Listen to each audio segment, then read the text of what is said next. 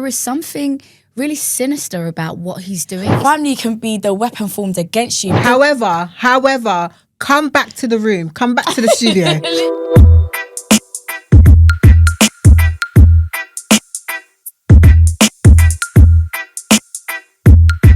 Welcome to OP Said. I'm Marie, and today's Reddit stories are going to take you on a wild ride. And I'm May. And I'm Mel. Get ready. It's about to get interesting. My first story is from Am I the Arsehole? And just from the title, it better be good.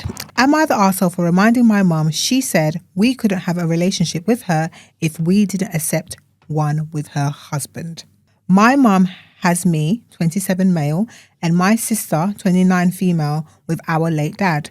He died when I was 10 and my sister was 12. When I was 15, my mother remarried. Her husband is Frank, fake name. From the very start, my sister and I had issues with Frank. We both have big and small issues with him. The two big issues were, 1, he insisted that nobody mentioned Dad in his presence. It didn't matter who we were with or where we were, it was not allowed. This included the times he tagged along when we went to see anyone from Dad's side of the family. He would invite himself and then enforce this rule, or he'd make us leave. Mum let this happen. Even on Dad's anniversary or birthday, we couldn't talk about him if Frank was around.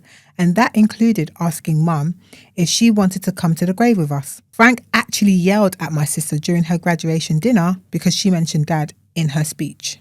2, he inserted himself deeply into the relationship with our dad's side of the family.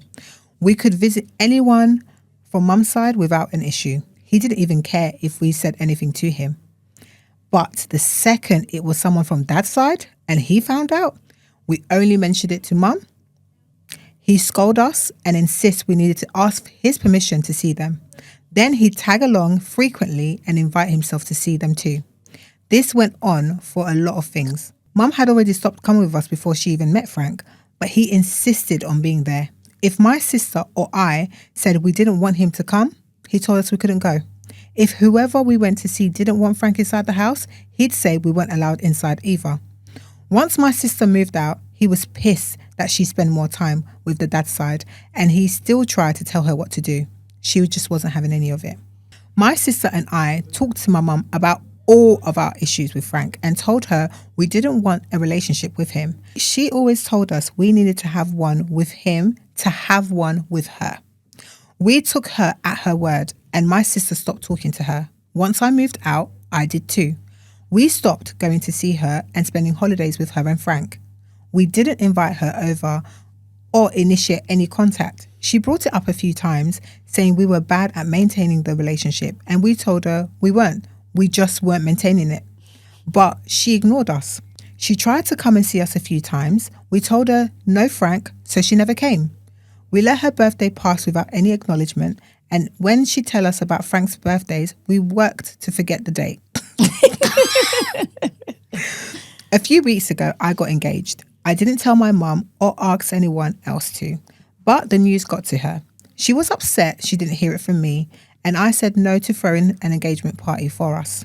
She never even met my fiancé, which upset her too. She asked how she's supposed to meet her for the first time at the wedding, and I told her she's not supposed to. I said, you're not invited. My mum didn't expect that at all and asked me why. I told her Frank is not welcome, and she made it perfectly clear she won't come. I reminded her that she said we can't have a relationship with her if we don't have a relationship with Frank. And I told her it would be over my dead body that I have a relationship with him. Yeah. My mum said we were supposed to love her enough to accept Frank. And I told her I do not have to have a relationship with someone who would kick up a fuss about my dad being mentioned in his presence and who tried to control the relationship I had with my family. I reminded her that Dad is still my dad and I'd find a way to incorporate his memory into the wedding. I asked her if Frank would tolerate that or if he'd start yelling like he did at my sister's graduation. She told me she doesn't want to lose both her kids and that she loves us. I told her we love her, but we're not willing to accept that man she calls her husband. Then she told me that I was being unfair, and when she said what she did, we could have talked about it more. That reminded her that it wasn't right. I said this was a consequence of her actions. I told her I could live with the consequences of not accepting Frank and that I can sleep fine at night knowing that our relationship is what it is. And it wasn't my problem if she can't do the same. Now she's upset and angry, and apparently I'm the bad guy in her eyes. Am I the arsehole? No. Frank tried to erase the memory of their father. 2 kids who were over the age of 10. So basically they remembered their dad. And at every turn he tried to intervene and shut down the mention of him, or basically try to bully his way into events, etc., etc. So why would they even want to have a relationship with him? And then the mums clearly stipulated, no Frank, no me. They're literally just abiding by her rules. Like, yeah, as OP said, I'm sorry, these are the consequences of your actions. Like, she literally put this man above her kids, and then she wonders why they don't fuck with her anymore. He's not an arsehole at all.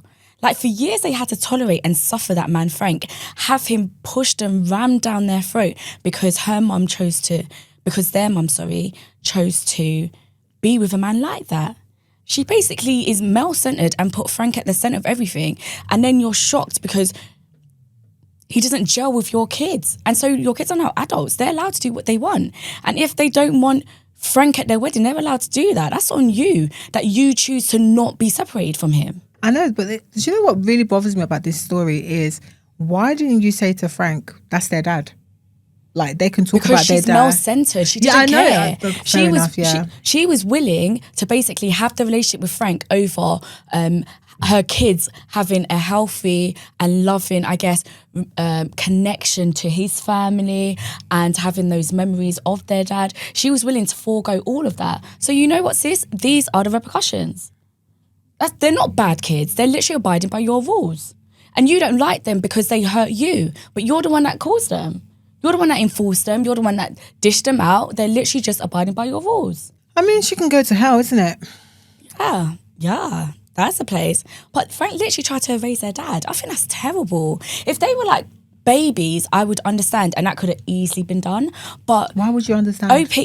No, I'm saying like how it could be done. Okay. But OP said that Frank came into his life when he was 15 and his sister's 2 years older. He was 10 and 12. Oh, but they got married, I think, 15 or 17. But anyway, like, either way, they remember their dad. They were old enough to remember life with their dad. Yeah. That's terrible. Why are you so insecure? Frank is insecure. And a bully as well. Yeah, you're right, 15, yeah. Oh, yeah, see, exactly. Yeah, right. Teenagers. Yeah, and then big people. All of a sudden, your mum marries someone and now you have to abide by everything he says. Frank is a bully. He's clearly insecure. And you know what? He met with the right one that was willing to forego a good relationship with her kids for the sake of him. Yeah. I hope he feels like he won. It's giving stalker. See this whole story? I have a theory. I think that Frank is the dad's stalker. And then what he's done is when the dad has gone and died, he's married the wife and he's then inserted himself into the dad's family. I'm telling you, there is something really sinister about what he's doing. It's not enough, because if it was just an erasure of this man, he wouldn't insert himself into the guy's family. I'm telling you that there's more to this story. And fight amongst the comments if you don't believe me. Listen, yeah. Our true crime babe, back it again. It's giving stalker. And you know what? If I hadn't watched Possibly. Stalker, I would disagree with you. And it is giving, you know, he killed him so that he could He's now take his taken place. over. However, come back to the room. Come back to the studio. Come back to the studio. Come back to this story. That's why I said our true crime babe strikes again, May. But do you think I'm wrong? Before we move No, I on, don't think you're wrong. I think it's a very plausible plausible. story, and because of the way he's acted, yes. However, crazy. Reduce it. Okay, so back to the room. I think she tried something and it backfired. yeah. That's basically it. Like, she literally said what she said and they said bet. I know. And now they're really we are legit, where eh? we are. I love and it. she cannot I don't think she, in her wildest of dreams, ever imagined that they would actually do the opposite of what she thought that they'll do. And it was the uninvite to Are you the actually wedding. thinking as you're talking? I know. The horses are mad. You can hear her brain It's ticking because away. I'm not looking at you, because I'm just looking at the screen. I'm No, looking 'cause at it as guys, well. as you were reading, I was just thinking of the stalker theory, and it was all making sense to me, you know. I know, How he she can't let go. how And he then you just shared it. inserted himself into this, like he's just crazy. replaced. He's replaced the dad. Yeah. And that's why he doesn't want to hear about him, because he's just like, he was obsessed with Carlos. Let's call him Carlos. Wow. And now it's like, but you are going left. Okay. But no, basically the mum got what she deserves. Exactly. She rammed this man down their throat. Yep. They clearly didn't like him for obvious reasons. Like, you don't do that. You don't just erase someone's memory. Yeah. And she never once defended, like, this guy. She never said, but he's their father. Exactly. Like, this is who they grew up with, like, all of their lives at that point, 10 and 12. But I don't know. It is what it is, but he's not the asshole. Like, that's something that I would do. I respect what he did. Yeah. I mean, you would do it with less. Huh? But you know You're what? not wrong. But I really respect that both of them said, okay, you said this, we've heard you, and now we're going to do what we're going to do with that information. They have suffered. Of course, they've suffered. they How can I complied. not be able to talk about my dad? How can I not be able to visit my dad's family without this shadow following me, inserting Every himself time. and banning me from going to see them if he's not involved? Nobody likes you. No, you mean nothing to us. Like, move. Read the And room. you know what it is? It really hurts when you don't have your parent doesn't have your back. Yeah. It really, really hurts. And it's just like, as Melinda said, they were of an age where they could remember their dad, where he Literally. was an active part of their like their life as they knew it. Like, that It's was painful family. to lose a parent that you. That was family. It's painful to lose a parent that you actually love and adored. And now, okay, fair enough. Mum has to live her life. She needs to move on. We can accept that, but block her. But it's the fact that In full she's effect. okay with it. That must Yeah. have really hurt them. That hurts. Because it's They're not good to enough. still talk to her Thank because you. she'll be gone. It's like But that's why they don't. They don't It's talk not to her. enough to just. No, like, but yeah, they even don't. all She of calls. She reaches out to them, but they don't contact her. It's Yeah, a fair enough. maintaining what? Yeah. No, but I would have blocked her. I would have blocked her. She wouldn't even be able to call me, because how can you let someone do that to me? But let me tell you something. It's hard to even, or it's pointless to even block someone that doesn't really contact you, Marie. Because that's what it's given. I'll be honest with you. There are certain relationships that I know I've had, and it's just like, especially with family, why would I block you when you don't make any effort? Yeah. That's true. That's pointless. Yeah. Okay, so the top comment is, your mum made her choice. Now she's facing the consequences. Stay firm. Absolutely. Drama aside, we know that at least 96% of you that watch our channel do not subscribe. So if you find our content entertaining, please help us push it to other people just like yourselves and hit that subscribe button. Don't forget, we are also on TikTok, Facebook and IG at OP Said Podcast. My story comes from Am I the Asshole? Am I the asshole for expecting my ex-girlfriend to move out after she broke up with me, even though she has nowhere else to go? Yeah, you are. Yes. I, 27 male, have been with my girlfriend, Megan, 26 female, for 4 years. And we've lived together for 2 of them. We live in a house I inherited from my grandmother. Megan quit her job a while ago to... What happened? She's sorry. regretting, I'm she's sorry. regretting her decision. He's not. You want her to stay? Who's the honour? Yeah. My bad. Okay. Megan quit her job a while ago to pursue her master's degree full-time since her bachelor's wasn't opening any doors. I've been supporting her financially and emotionally while she's been in school. To be clear, I never resented that. I wanted to support her goals and was proud she was pushing forward in life. Her program is intense and she's even taking summer courses. I work full-time and also take care of the house, which means some things slip through the cracks. I cook, clean, and try to keep things in decent shape. It's not perfect, but I genuinely don't think it's bad. I would comfortably have friends over without worrying about the place looking or smelling off. I'm not an amazing chef, but I know my way around the kitchen. Mostly basic dinners, but they get the job done. The past couple of months have been hard. Megan's stress levels have been through the roof and tensions between us have grown. She's been unhappy with how I cook, how I clean, saying that I don't meet her standards. I get that she's overwhelmed, but I felt like nothing I did was ever enough. I still tried to be patient and supportive, but things hit a boiling point and we had a big argument. Megan broke up with me. It hurt, but honestly, I think it was for the best. We were clearly not making each other happy anymore, so what was the point? Here's the problem. Now that we're no longer together, I think it's fair for her to move out. She doesn't agree. She says she has nowhere else to go and that if she's forced to leave, she'll have to drop out of her program. Her mum and stepdad live the RV life and she doesn't have friends who can take her in. She did receive a decent amount of money from her grandmother when she passed, but she used most of it to cover her tuition. I know she wasn't blowing it. It really did go to school. But now she's tapped out and stuck. I get that this situation sucks and I don't want to see her crash and burn, but I also don't feel like I should have to keep living with someone who broke up with me. I've already given her 45 days to figure something out, even though legally I'm only required to give her 30.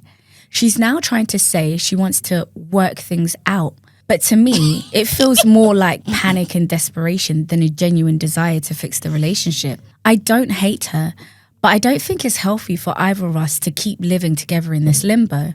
So, am I the asshole for expecting her to move out after she broke up with me? No, I take back what I said. He's not. He's not. He's not. He's actually right. Like, it's not fair. He shouldn't have to live day to day with his ex. Like, that's unfair, and he owns the place. So I think he's being reasonable. It's not his problem. She's no longer his problem, his concern. He's given her 45 days. Sis, make arrangements. I mean, if anything, maybe she should pay rent in the house until she can find another place. Maybe he should put like a stipulation that says, look, you can start paying some sort of rent since the way I cook, the way I clean, the way I do things is not to your standard. You can like rent a room. If he's got a spare room, I don't know what the house is like. You can like do that sort of situation until you can find a space. And maybe instead of giving her 45 days, the only reason I say that is because I know what it's like to find a house in this day and age. It's so difficult.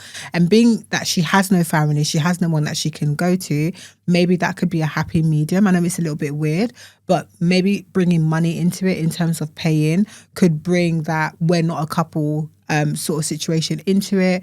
And it will sort of like, I don't know, create an acquaintance feeling. Obviously, we know that you can never be acquaintances when you've been in a relationship, but maybe for the time being, or at least until she finishes her masters, or even if he says you've got 3 months, 4 months, and then you can go, but pay like rent, I think that's a little bit more fair. Maybe that should be a consideration rather than like, get out, you're no longer my problem. I get it, I understand it, and I don't think it's wrong, but I do think when someone has nowhere to go, you chuck them out, and you could help them, maybe do. She's not being an arsehole by saying she has nowhere to go, because she's not like, I'm not leaving, I'm not doing this. She's just like, I ain't got nowhere to go. And now she's doing up desperado. She's like, yeah, maybe we should get back together. About that breakup. You're looking mad fine now. I was too hasty. So I just think maybe that should be an option, but I don't think he's the arsehole. But there could be a workaround. Yeah, I think yours is really reasonable. Yeah, see, I understand where he's coming from. Like, whenever a situation, a relationship for me has ended, I don't want to see that person. I really don't. I talk less about seeing them in my own house. Listen. That would be way too much for me to handle. So I understand why he does want her out. I think, though, I would extend it to 60 days. Yeah, just I was thinking that as well. Because 60 days, that's 2 months, that's more than enough time. And she can apply for financial aid, housing, if this is in America or something like that. I think that's sufficient enough time to find somewhere else. But she needs to go.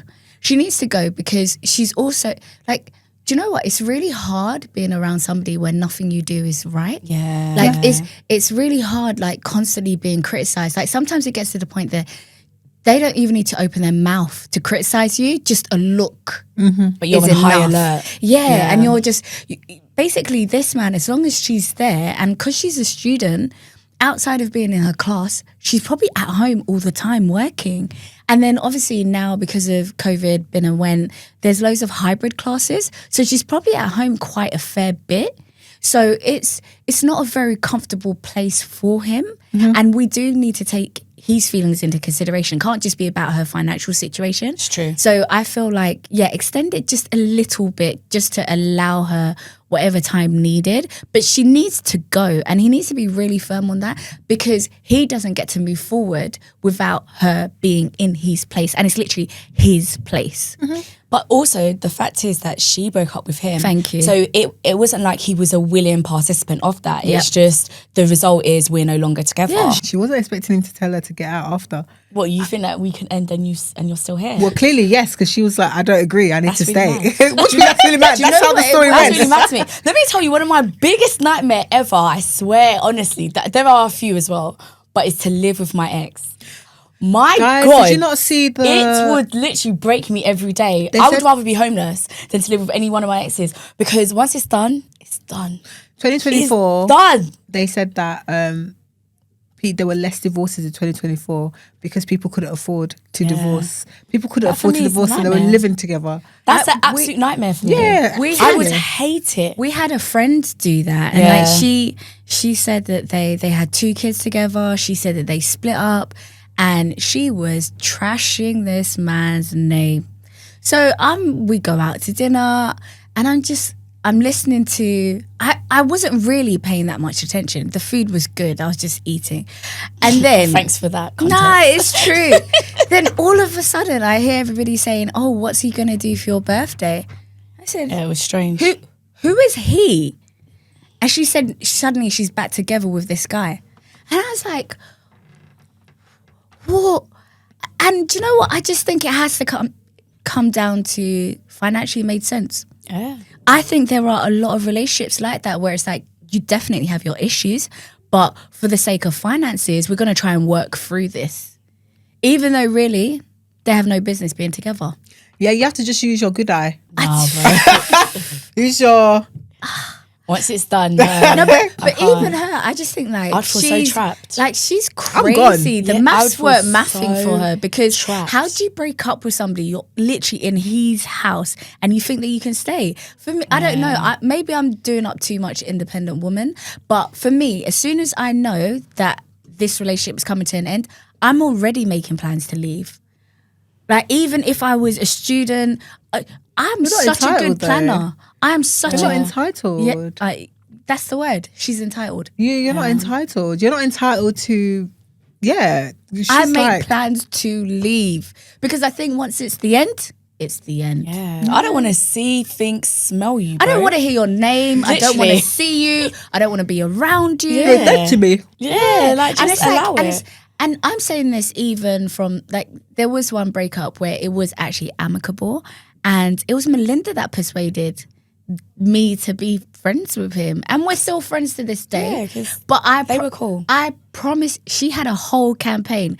That's how much she had to petition for this man to be part of my life, because He's a nice guy. Once it's done, it's done. Don't contact me. I don't want to see you. I don't want to hear your name. I don't want to read about you. Yeah, I'm really good at that one.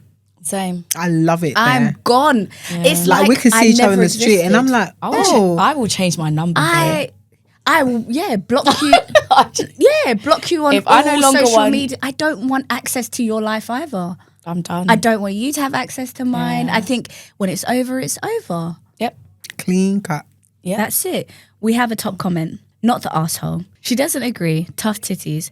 Expecting her ex-boyfriend to continue supporting her is wild. You gave her 45 days. That was generous enough. If she doesn't leave by then, file for eviction. Mad. It's going to cost you to get her out. Madness. Okay, so this story is from Malicious Compliance. Employees are not allowed to leave the break room on their break, whatever. This happened a few years ago when I worked at McDonald's. The one I worked at was near a bunch of schools, so most of the staff were high school kids. As summer vacation started, we began having a problem of an employee getting a break and then spending their break eating their meal and conversing with their friends who were still working in the kitchen. It was having a seriously bad effect on productivity, as well as posing quite a few health risks. So our manager finally initiated a rule that if you were on your break, you couldn't leave the break room until your break was over. This went smoothly until the kids went back to school. We then had a new problem. Short staffing during break cycles meant our ticket times would skyrocket during rushes. Management lifted the rule so that employees on break could clock in early and help out with the rush. However, the district manager didn't like the implications of employees working shortened or no break shifts and forcibly reinstated the rule. They also doubled down by saying that employees who tried to work during their scheduled break would be written up and or terminated for doing so. QMC. The date was April 20th, a day when nobody wants to be working at any fast food place, much less McDonald's. We had been getting slammed so hard from the opening of the store that we called in extra help from other stores, including the regional and district managers. As the break cycle began, management was pleased with the sub 2-minute ticket times they had managed to maintain. A few breaks in and we were managing well. Then came my break. As soon as I sat down to eat, someone came into the store and ordered 47 double quarter pounders, in brackets. This was right after the fresh initiative where all quarter pounders were made fresh. So this was already a minor panic. Immediately after that order, someone in a drive-thru ordered a 75-20 piece nugget meal. What the hell are you working? The amount of panic in the kitchen was palpable. I was comfortable lounging in a chair, browsing my phone and enjoying my meal, while the kitchen struggled to keep up with the orders. As ticket prices began to soar, the management did exactly as I expected. The district manager came into the break room and demanded that I end my break early and help in the kitchen. My response was very simple. I'm sorry, but according to the rules you made, I can be written up or terminated for completing your request. I then continued browsing my phone, trying to enjoy the last 10 minutes of my break. The regional manager entered the room and said he would personally terminate me if I didn't do the thing I wasn't supposed to do. The other employee who was on break with me immediately rose and clocked in, despite still having 10 minutes left on her break. She was written up for breaking the rule after the shift was over, so I felt good sitting in my chair and continuing to ignore them. In the aftermath, the people who made the giant orders took what was made after half an hour and left us with refunds for the unmade food, in brackets nearly 150 each. Customers who were waiting for smaller orders were compensated with gift cards for their patience, yet many walked out without even getting their orders, in brackets we paid out nearly $1,500 in gift cards.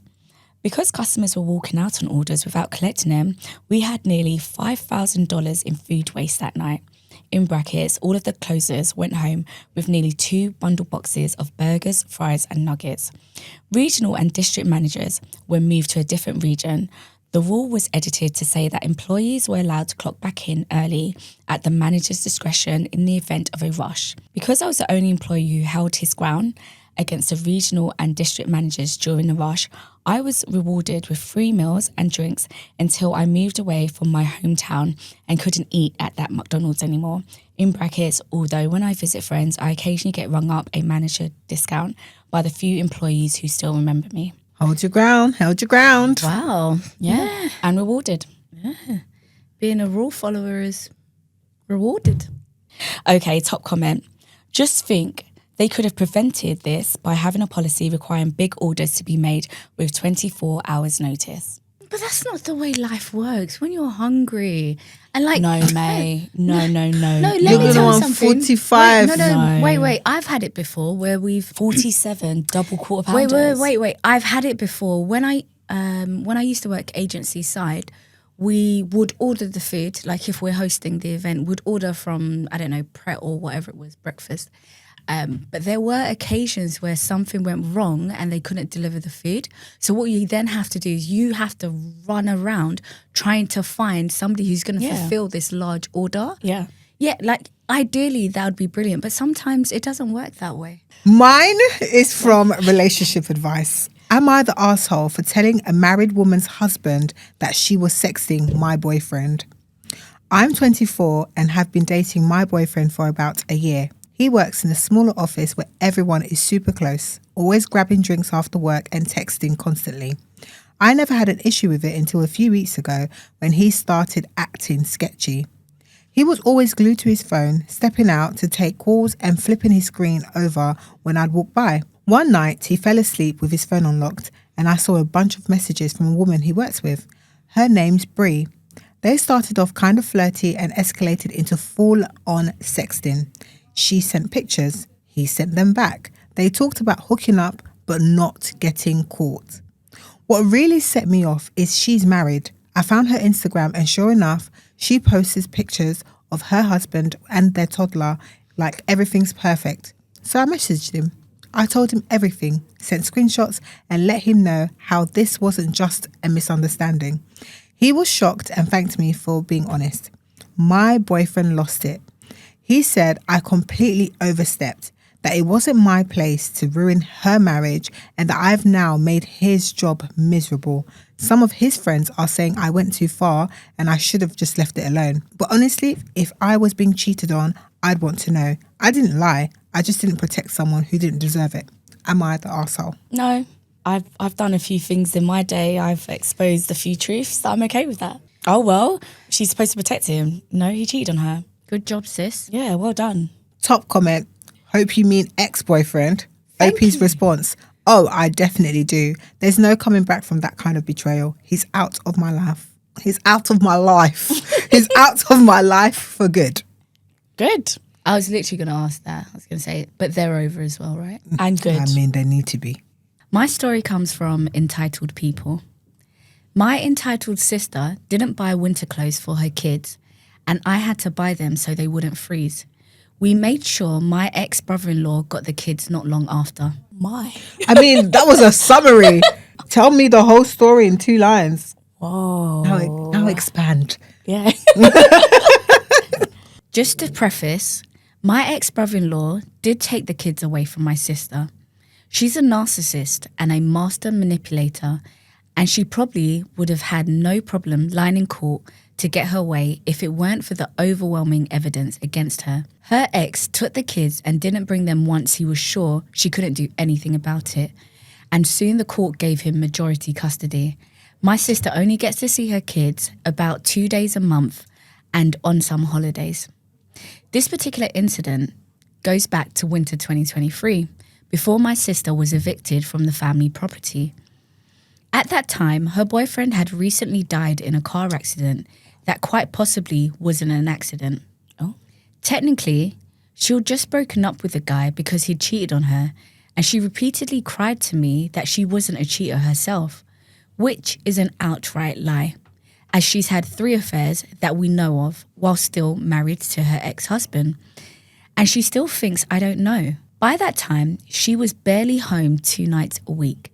My parents and I were the ones taking care of and paying to feed her kids because she wasn't coming home to feed them. She would call her kids and ask them what they wanted for dinner, then wouldn't even show up. Our mother got mad at her and over text told her she had abandoned her children. My sister verbatim responded, capital letters, LOL, exclamation mark. No, I didn't, exclamation mark. She never grew out of her teenage mentality. Even after having 3 kids and her husband joining the military to better support them, she was still acting like a teenager. My mother and I got in touch with my ex-brother-in-law to tell him everything because my sister had her kids so brainwashed that they didn't tell him much until he made them tell him everything. Any good clothes my nephews had, they would only keep at their father's house because they didn't want them torn up by the dogs or smelling like dog's feces. I found out my nephews had no winter clothes at my sister's trailer because my youngest nephew woke me up on an early November morning to ask for a ride to school because he'd missed the bus. He was at my door in 39-degree weather, shivering in nothing but a t-shirt and shorts, and his shoes were falling apart. I asked him where his coat was, and he said he didn't have one anymore. While I was driving him to school, I told him I was going to buy him a coat. He literally said, I am not that cold. And I said, dude, I'm looking at you shivering right now. His shoes were so bad he could barely walk in them. He had to do this limp forward moonwalk shuffle because the bottom of his shoes were coming apart. I super glued them back together that night, and the next day I went out and bought him a coat at a thrift store. He was wearing it to school right away. Then, on the weekend, I took him out clothes shopping and practically bought him a whole wardrobe. He didn't even have decent socks. He was using socks from his brothers and even his mother. I bought him socks, then took him to a thrift store with great prices and bought him a pair of good black sneakers, 2 or 3 long sleeve shirts, 2 sweatshirts, 3 pairs of pants because he had nothing but summer shorts, and a pair of gloves and a knit cap. We rushed everything into the washing machine and he was wearing that stuff to school that Monday. The following weekend, I took my middle nephew out and bought him new socks as well as about the same amount of thrift store clothes. He still wears the green hoodie I got for him back then. I bought him several pairs of pants, sweatshirts, shirts, and a big thick coat, which he really liked. He was wearing that stuff ASAP too. The only thing he didn't need was shoes. I was on a fixed income, and this was not very long before Thanksgiving and Christmas, but I spent around $200 on clothes for those kids because they needed it. My eldest nephew was already living with his dad full-time, so he was fine. I also lent my youngest nephew a Timber Ridge camping cot just so he'd have a decent bed. His tiny room in the trailer had a couch bed previously, but moisture and dogs had destroyed it. I also bought him a sleeping bag because he wasn't sleeping well due to the cot getting cold on the underside. I ended up getting blankets and pillows for both of those kids. After my sister was evicted, we cleaned out the trailer and found out she not only had a brand new sleeping bag in storage, but she also had a hoard of unused blankets hidden under her bed. Oh, we were so mad. She let her kids be cold when she had that stuff the whole time. The summer of 2023, all 3 of my nephews were allowed to live around the yards in tents, which they found preferable to living in the trailer with their mum, her boyfriend, and the stinky dogs. I ran power cords from the house to all 3 of their tents, got all 3 of them fans and ice coolers, and lent 2 of them camping cots to sleep on. I also let the eldest stay in my camper trailer from time to time. When telling people this stuff, the first words out of their mouths are usually, "You're a good uncle." Meanwhile, my sister was busy drinking, partying, doing drugs, fighting with her piece of shit boyfriend, and making trouble for all of us. We worked in secret with my ex-brother-in-law to make sure those kids were safe, and he took them that December. Then he took my sister back to court, and before anyone points it out, my parents and I are very remorseful for not taking action sooner, but my sister had us all mentally beaten down. She's a chronic manipulator who makes up stuff and then spreads lies.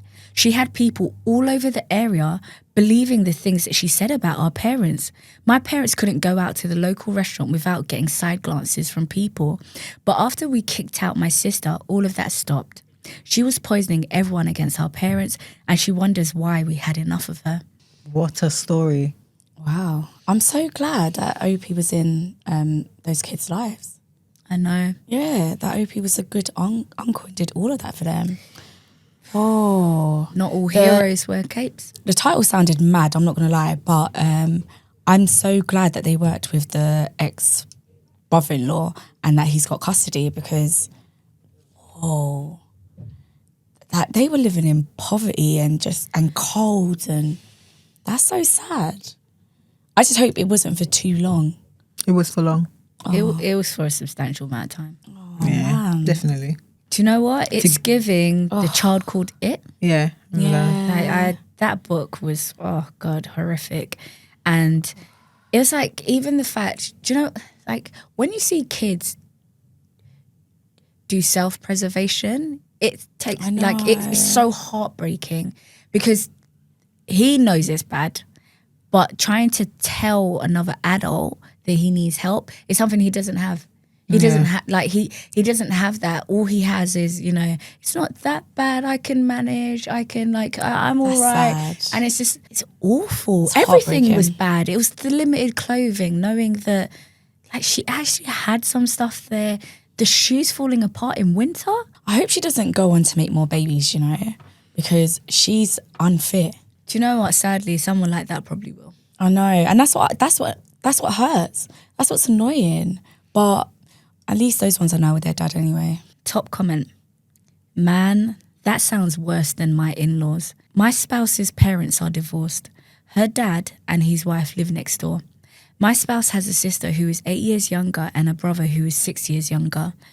Her father is a functioning, barely, alcoholic. My stepmom was an addict, so what little money wasn't going to gasoline, cigarettes or alcohol went to feeding her addiction. My spouse's grandmother made sure they had good school clothes and they ate at our home every single day from middle school to graduation. Basically, that story's not uncommon. It's just... That is so sad. This is why I always say to Melinda that there needs to be a committee that approves people for being parents. Yeah. Because there are too many people that are bad parents that are just forcing these kids to live in the worst possible situations.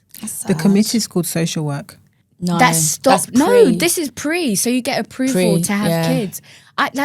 There's a film actually that just came out. There needs to be a like that. general council that, like, obviously they're good people who approve if you can have kids or not. Because do you know what? It's just the devastating work and trauma that these people do to their kids, and we watch all of these crime, as well, by the way. We watch all of these crime shows, and doesn't the problem always start at the beginning?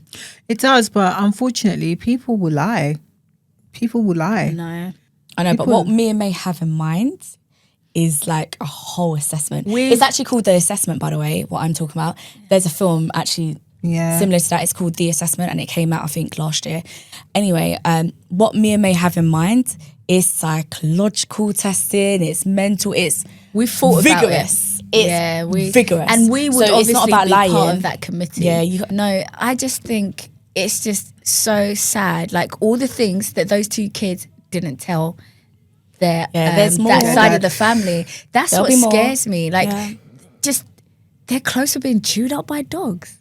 It smelled like. How often were they having showers? No, but like, also, how can you often were they imagine- eating? What were they eating? Like, I'm telling you, there's so much information that OP and his family don't know about. But can you imagine, they're ripe for bullying as well. Oh, they're 100% getting bullied. Like, it just 100%. has so much repercussions, like from their childhood trauma to mentally to bullying to probably their performance at school as well. Do you know, it's really hard to get good grades under such conditions. Like, it's so sad. But silver lining, thank God for the uncle, OP, and their dad taking them in, honestly. It's true, because do you know what? I just remember there was a girl that we went to school with, and she smelled of piss. And yeah, she got bullied. But then we saw her mum. And her mum that was bad. Had the most designer gear I've ever seen. She looked fantastic. She looked excellent. She looked like she worked as one of the lawyers in Suits. Yeah, She looked phenomenal. But at home, that's not okay. she wouldn't spend any money on this, like her daughter's school clothes. Sad. She wore the same clothes time and time again. I don't think she was really showering. Like, she just smelled of piss. And it was so sad. Like, she was ripe for bullying, and she got bullied. She did. This is like, these are all the other knock-on effects, the dominoes that, anyway, OP, I'm so glad that you intervened. Okay, so the last story is actually from our OP Said Reddit submissions. Should I blast a wedding planner for scamming my best friend out of her wedding? Hi guys, long-time listener of the pod. I love you all. I need some advice, fake names only. My best friend Alice got married last week. She asked me to be her maid of honour as soon as they got engaged, and I said yes. Unfortunately, I couldn't attend the wedding due to financial reasons. For context, we live in the UK, but I'm originally from abroad, and the tickets cost between £800 to £1,200. I gave her several months of notice and cried about how incredibly heartbroken I was that I couldn't come, but she kindly and graciously understood. I told her I could still do everything I could to help with wedding planning, even if I could no longer be maid of honour. She said she still wanted me to be maid of honour and that another one of our girlfriends, Nikki, would also be maid of honour. So she had both of us supporting her. In the months leading up to the wedding, my friend became so stressed with the wedding planner. Let's call her Beth. Alice had hired a distant relative from back home where the wedding would be held. She would call me crying because so many things were left undone. She could hardly reach Beth, who would rarely respond and never answer all of Alice's questions or concerns. For weeks and months, Nikki and I kept trying to convince Alice to fire Beth because, ironically, she was causing more stress. Nikki and I have both been married and have been maid of honours at other weddings, so we know a lot about planning. There were so many red flags.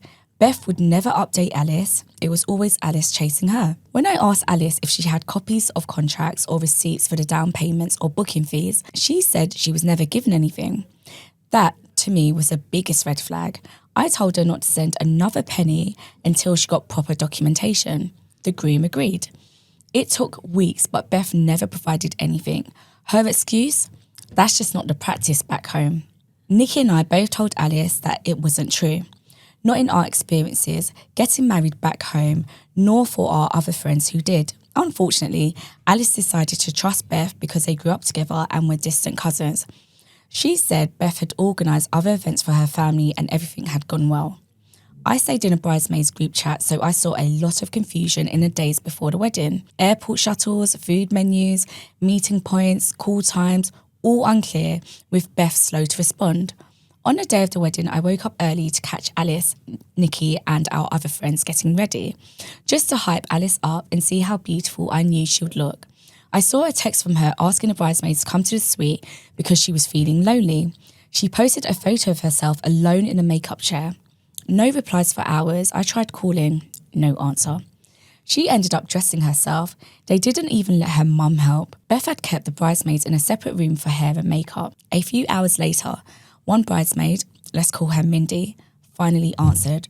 She said the phone reception was bad and the church didn't allow phones, so I couldn't watch Alice walk down the aisle. Mindy was only able to sneak in a short call, and I said hi to the girls who all looked gorge. Later, I found out there was no wedding. Nikki and Mindy both called me separately to vent. Apparently, the church wouldn't allow the wedding to proceed because Alice and her fiancé hadn't submitted proper documentation. What? The priest announced it to the entire congregation. They were just attending a regular mass. I was livid. What? Mindy said there was an audible gasp. Nikki said guests started whispering, what the actual fuck? And then I remembered another red flag. Back in February, Alice told us Beth didn't realise she was planning a wedding until 3 months before the date. She just assumed Alice was already married in the UK. Why? We have no idea. But Alice said she clarified with Beth. By then, Alice was already choosing Catholic music for the professional and recessional and sourcing items like the cord, veil, coins, etc. for the sacrament. Someone had even published the wedding banns in a local paper, so we all assumed it was sorted. Everyone was shocked. Even the bride's cousin, a lawyer, told Alice she should ask for a refund or threaten to sue. The cousin asked to see the contract so she could help, but, in brackets, you guessed it, there isn't one. Alice hasn't told me any of this directly. She called me drunk the night of the wedding, saying how much she wished I was there.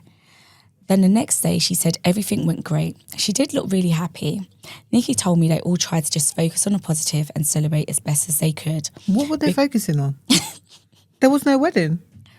Because they could see how defeated Alice looked before the alcohol kicked in. Nobody knows if Alice is suing or asking for a refund. She's still on her honeymoon. Knowing her, she'll probably let it go. She's one of the kindest, borderline martyr, most loving and joyful people I know. All of us close friends are fuming because Beth posted photos of the wedding on Facebook. There's no official website, in brackets, another red flag, but she made it look like a total success. I'm so pissed. Do I blast Beth on Facebook and tell everyone she's a scammer? Sorry if this was long. This falls under the chat shit get hit category. Yeah. Like, definitely blast her. This is top five. Yeah, definitely blast her. Definitely blast her. How and then crazy go this and, as a group, beat her up. She deserves a group beating. Are you crazy? People came to my wedding and it's a mass. Yeah. Absolutely not. A regular mass. Nah. Please blast her. Like, I'm begging Blast you her. to blast her. In fact, if you need any help with the presentation, I will help. Yeah. What? That's If you want, crazy. we'll repost it. We will repost true. it. Let me tell can you, help. I'm happy to. This is a We can this help. a cause we We can are get happy behind. to help. We help. will repost it because that's not fair. Yeah. That's past unfair. She ruined someone's whole wedding and took their money. Ah? But also, what I don't understand is the family who's helping this idea that she's a events planner. She's not an events planner. She's a scammer. She's a proper scammer. Like, She but also... apparently she has references from having done things in the past. Yeah. What did she do in the past? Because I think she scammed a lot more people. No, she might have helped them, those that live in that country back then. She's done other events, probably christenings, all the rest of it. I feel so bad for Beth. That is terrible. She didn't have a wedding. No, Beth is a scammer, babe. Alice Oh, is sorry, who you Alice. twist- Alice. Sorry. She literally Nah, didn't have I a feel wedding. so sorry for Alice. Do you know that? I And know. and then- Months of planning. And then she's had to like be stoic about it and pretend that and find a happiness in silver. There is no In silver. a bottle, bro. I In know, a bottle. I know. The happy. Oh, I feel so bad for No, Alice. this is the biggest scam. That's not Any fair. help we need. Yeah, we're happy to. Let us know. Happy to repost. Happy to do shout outs. Happy to put in stories. Anything you need across, is across terrible. all of our platforms because everybody should see it. Yeah, I would say go ham. Go ham and we will support Go you. ham. That's Yeah. I've got no problem. Me, oh my God. I would go as far as I can go. What? The other day, you don't even know what I was doing. Anyway, let's and what were you doing? For likes. It's a sickness. I'm joking. I was reporting a big organisation on Google reviews. Trust me, when I say I don't have a problem complaining, if you've done me dirty, if I've paid cash dollars, you're going to hear about it. Unfair. Go as far and high as you can. That is really sad. I feel so sorry for Alice. Nobody should have been treated like that. No And one. She doesn't deserve to get No even one one. more client in Yeah. that fraudulent business of hers. That family thing, you know, honestly, I'm telling you, know. sometimes, yeah, family can be the weapon formed against you because, pardon? What is it? What? Because you're a distant relative, I'm letting go of normal, regular procedures. You are meant to get contracts. You're literally meant to get documentation. She Alice signed made for some something. mistakes though. Alice made mistakes on her Yeah, part. but not chasing it up because it's family is not a good enough excuse. But fundamentally, Beth should not be in business. She shouldn't. But anyway, she's a scammer. She'll rebrand. I know. I'm telling you. She's now a gym owner or something. But yeah, please complain because what was done was unfair. Thank you so much for watching and let us know what was your favourite story from today. And you can catch us every single Monday at 5 p.m. UK time. See you later. Bye. Bye. Okay, so my joke is why did the strawberry cry? Because it had too many holes. Strawberry. Because it had was it like pimpled, buried, something? Because he found himself in a jam. I like that one. That's actually excellent. I like that. Cute. Welcome to OP Said. I'm Marie, and today's stories are going to take you on a wild ride. And I'm May, and we've got stories that will story. We've got stories that will We've story. got stories. Okay, Wow. sorry. Okay. You know how you're creating you're going to create a video of Melinda's rants? I also need a video of Melinda's recaps of every story because without fail, it happens. It's not every time. I've been better, you know. Every time. No, it's not. I've actually been really good. We just got a recap just now. Yeah, I know, but we did a note whole that down. episode and I didn't recap one story. Not one. What, the one just gone? Yeah. 100% you recapped it. Didn't. Which Yeah, one? 100. All of them. Excuse me. Am I with Tam and Toy? You recapped it. Them kids be adding an ED to everything. I'm like, is one in the room with Wow, us? mate. Recapped it. Wow. I definitely didn't, you know. You would have did. said something. No, I'm just so used to it now. No, I definitely didn't. You did. But anyway, my recaps are to keep me on track